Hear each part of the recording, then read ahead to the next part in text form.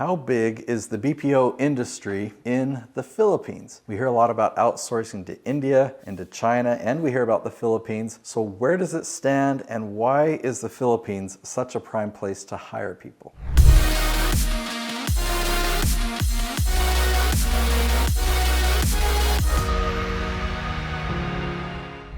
Hey, I've been hiring people in the Philippines now for 14 years. I absolutely love it. I've told a lot of my friends and colleagues about hiring people in the Philippines. I knew it was great, but I didn't realize that the Philippines is actually the #1 country for outsourcing globally. Like, it's #1. So I am going to share a lot of stats in this video, and I'm going to talk about why the Philippines as well, and some resources that I use to help me find people in the Philippines. So let's dive right in. Okay, so as of the recording of this video, there are over 117 million people in the Philippines. Okay, so this is spread out over about 2,000 of the 7,000 plus islands in the Philippines. So a lot of islands, but it's kind of a small geography if you just circle the Philippines on the map for 117 million people. And if you've been on a cruise anywhere in the world, it's very likely that you've been served by somebody that's Filipino working on that cruise ship. Filipinos are known for their hospitality, for their work ethic, and for their adaptability.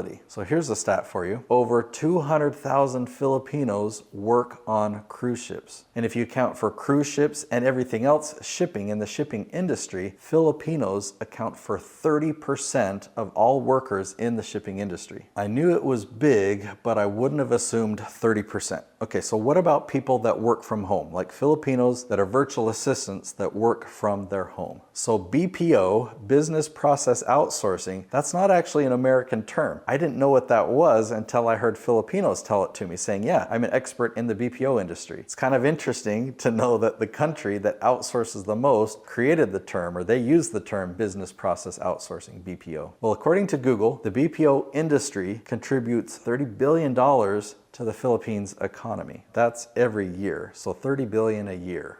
All right, I've got some more stats that I found that are pretty interesting. Okay, so 1.3 million Filipinos were employed in over 1,000 BPO companies in the year 2019, and they average about a 9% growth each year. So outsourcing is pretty new. We have to have the internet. So if we go back before the internet, or before phones, of course, we did not have outsourcing, right? But add the phones, there's a little bit of outsourcing, telemarketing jobs and whatnot, but then you add the internet, that opens up a whole variety of jobs that people can do, anything computer related. So where does the Philippines fall in comparison to other countries? Because other countries have the internet as well. Well, apparently the Philippines has 13% of the global outsourcing or BPO market. 13% is in the Philippines. If we compare that to India, India has 5%. Isn't that surprising? Like, India has over 1 billion in population, right? Philippines, 117 million, and yet we're talking 13% versus 5% of the global outsourcing market. And just to discuss other countries that are in the running, we've got Ukraine and Poland tied in third. Now, I don't know if the conflict in Ukraine has adjusted of this, because I know Ukraine is big for outsourcing, 3%, and a lot of the refugees have fled to Poland, so I don't know how that comes into play. We've got Malaysia, we've got Argentina, Mexico, and Brazil coming in after that. Now, you may be curious how the exchange rates between US dollar and the Filipino peso has changed since I've been hiring people over the last 14 years. Well, this chart here goes back to 2004. So about 20 years of history we have here. When I started hiring people was right here. So you see, for $1 US,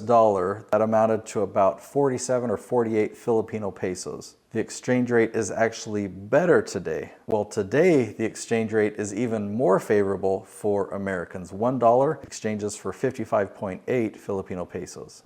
I've got two resources that I want to share with you. So if you're an American that wants to hire somebody in the Philippines, you've got to check this tool out, virtualassistanttool.com. And if you're a Filipino wanting to work for an American boss, go check out the course that I created at va.school. In that course, I lay out everything that I'm looking for when I hire somebody, from what your profile needs to look like, the changes and improvements you can make there, how to apply, how to prove yourself as a potential employee, and ideally, how to maintain a long-term employment. So go to va.school, and I hope to see you there.